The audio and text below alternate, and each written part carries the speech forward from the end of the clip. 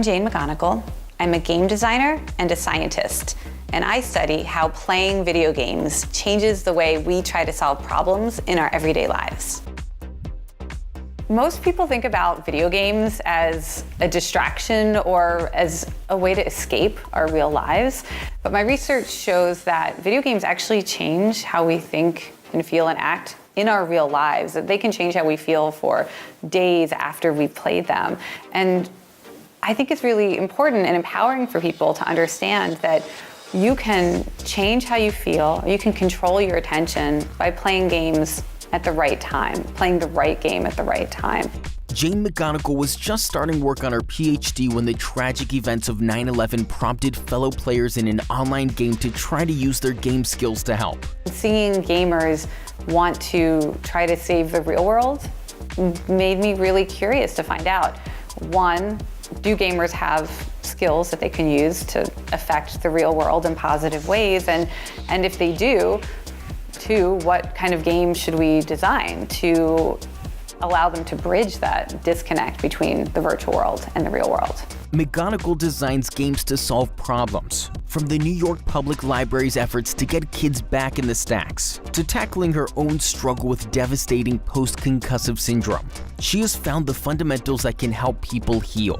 Right, humans have been playing games since we had a society. So when I design a game, what I'm really thinking of is, what's the challenge? What are the obstacles? What are the rules and constraints that will require creativity and strategy so that achieving the goal becomes a process of discovery and curiosity and invention and collaboration? And a really good way to understand how a game designer thinks is to look at a classic game like Dolph, which has a very simple goal. You want to get a small ball in a small hole. But because when we play a game, we want to be challenged and we want to get better at things that we're bad at, and we want to learn from others and have that process of mastery and discovery, we agree to try to achieve that goal in a really maddening way. We agree to stand really far away from the hole, which is a terrible way to achieve the goal. And then we use this stick to try to aim the ball towards the hole. So as a game designer, I look at the world as full of possible goals and challenges, and I actually try to make things more challenging and more maddening so that you can have permission to unleash your creativity and to be okay with being bad at something and have that experience of getting better and improving and achieving your goals. It turns out that the community factor in game design is also extremely significant. When a lot of people think of games, they think about them as being primarily competitions. But in reality, today, 3 out of 4 gaming hours and 3 out of 4 gaming dollars are spent playing collaborative or social games. So most of us, when we play games, we prefer to join forces, to team up, to work towards the same goal, instead of constantly trying to defeat an opponent or compare ourselves against somebody else's progress. McGonigal has found through her research that playing games actually changes you.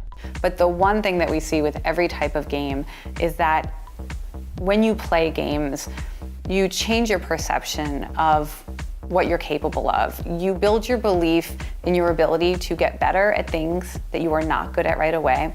You build your confidence in learning from mistakes and failure. You actually improve your ability to learn through mistakes and failure. The community factor in the life-changing aspect of games proved to have benefit in healing. 7 years ago, I hit my head and I got a traumatic brain injury. And I was in the middle of writing my first book at that time, and I'd been designing games for almost a decade by that point.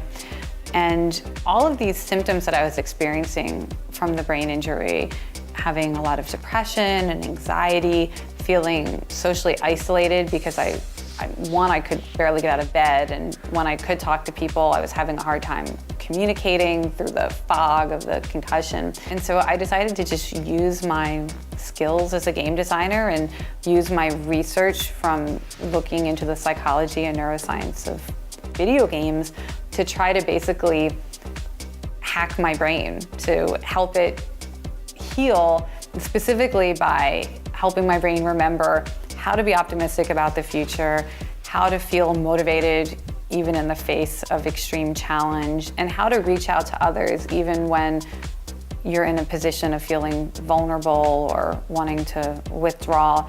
McGonigal found that out firsthand and then observed what happened when others tapped those principles. Her research led to SuperBetter, a game and book that thousands have used to tackle their own life challenges.